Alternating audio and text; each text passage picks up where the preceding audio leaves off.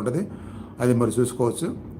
అట్లానే ఈరోజే ఒక వీడియో పెట్టాను, అమ్మవారు చెప్పిన మాటలు తప్పనిసరిగా వినాలి మీరు అందరూ సాధకులు అని చెప్పి ఒక 5 minutes వీడియో ఈరోజే పెట్టాను.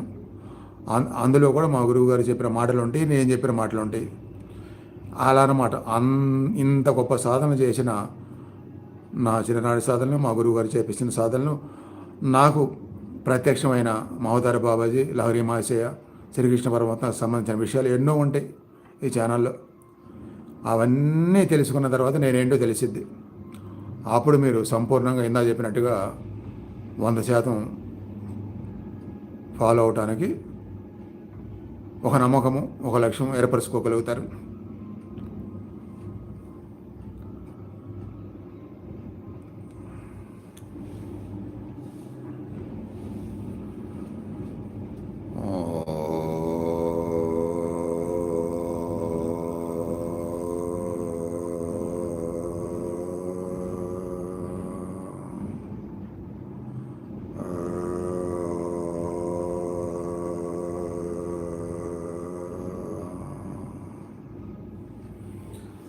నైట్ షిఫ్ట్ లేనప్పుడు నైట్ చేయండి. అట్లా ఉన్న అవకాశాన్ని ఉపయోగించుకోవాలి. సంపూర్ణ సాధన ఎవరైతే చేస్తారో ఆ జగత్పితే, ఆ మహాగురువే మీకు అనుకూలమైన టైమింగ్స్, జాబ్లో మార్పులు వచ్చే విధంగా కూడా చేసేంత గొప్ప మార్పులు వస్తాయి. అట్లా జరిగింది ఎంతోమంది మహాగురువులకి, నాకు కూడా జరిగింది. నేను జాబ్ చేసింది నా లైఫ్లో ఓన్లీ 2 years మాత్రమే. 2 years మాత్రమే. 2 years తర్వాత నేను సంపాదన కోసం ఎలాంటి జాబ్ చేయలే. ఓన్లీ ధ్యాన సాధన, యోగ సాధన, దాన్నే ప్రొఫెషనల్గా పెట్టుకొని దాని ద్వారా శిష్యులు ద్వారా వచ్చినవి కానీ అలా సరిపెట్టుకుంటూనే ఇక జాబ్ చేయకుండా జీవితం మొత్తం ఆధ్యాత్మిక సాధనలతోనే చేసుకుంటూ వచ్చాను. నా జాబ్ లైఫ్ మొదలైంది నా ఏజ్ 21-22 సంవత్సరాలు ఉండగా. ఆ 22 తర్వాత ఒక 2 సంవత్సరాలు మాత్రమే చేశాను. ఓన్లీ భుక్తి కోసం అంటారు కదా, దానికోసం చేసింది 2 సంవత్సరాలు మాత్రమే. ఆ తర్వాత భుక్తి కోసం వద్దు, నేను ఏదైనా చేశానంటే అది దైవ సాధనకు సంబంధం మాత్రం ఉండాలి, వేరే ఏది లేకుండా. ఆ దైవ సాధనకు సంబంధించింది చేస్తున్నప్పుడు దాని మీద ఏదైనా వస్తే వచ్చినట్టు భుక్తి కోసం.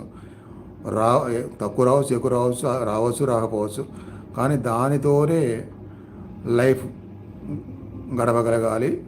అలా గడపగలిగే విధంగా శక్తిని, అవకాశాలని ఇవ్వమని ప్రార్థించాను ధ్యానంలోనే.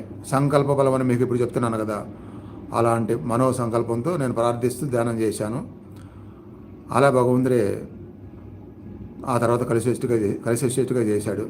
భుక్తి కోసం, కేవలం ముక్తి కోసం ఉద్యోగాలు చేయకుండా ఓన్లీ దైవ సాధన మాత్రమే చేస్తున్నా సరే జీవితం గడిచిపోయే అవకాశాలని, శక్తిని, అనుగ్రహాన్ని దైవం నాకు ఇచ్చింది. ఆ విధంగా నడిచింది జీవితం.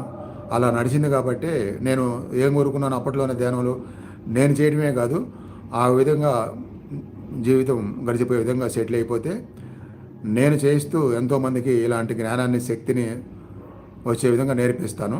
నువ్వు ఎంత ఇస్తే అంత జ్ఞానాన్ని ఫాలో అయ్యే వాళ్ళకి ఇస్తాను, శిష్యులకి అంత శక్తిని ఇస్తాను. ఈ విధంగా అది నాన్ స్టాప్గా జరుగుతూనే ఉండాలి, పెరుగుతూ ఉండాలి అనేది కూడా నేను భగవంతుడితో ధ్యానంలో మాట్లాడుతూ ధ్యానం చేశామని. ఆ విధంగా ఆ మార్పులు అలానే వచ్చినాయి నా లైఫ్లో. ఇదే సంకల్ప బలము, నమ్మకము, శక్తి, లక్ష్యము, నిర్భయము, భయాలు లేకుండా ఒకటి ఎన్నుకొని ఆ విధంగా సాగాలి అంటే చేయాల్సింది ఎలానే అనమాట.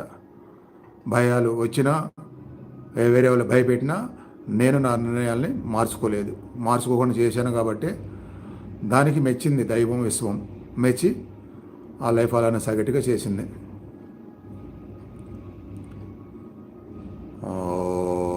అది అందుకు ఈ ప్రస్తావన ఎందుకు వచ్చింది, మీకు షిఫ్ట్లో ఉన్నా ఏదున్నా అయ్యో చేయలేనే కాదు, లక్ష్యం పెట్టుకొని చేయడం మొదలు పెడితే కొద్దిగా చేసినా ఎంతో చేసే అవకాశాన్ని తప్పకుండా ముందు వచ్చేట్టుగా జరిగిద్ది అనమాట. అది నేను చెప్తున్నా. ఎవరికైనా అంతే.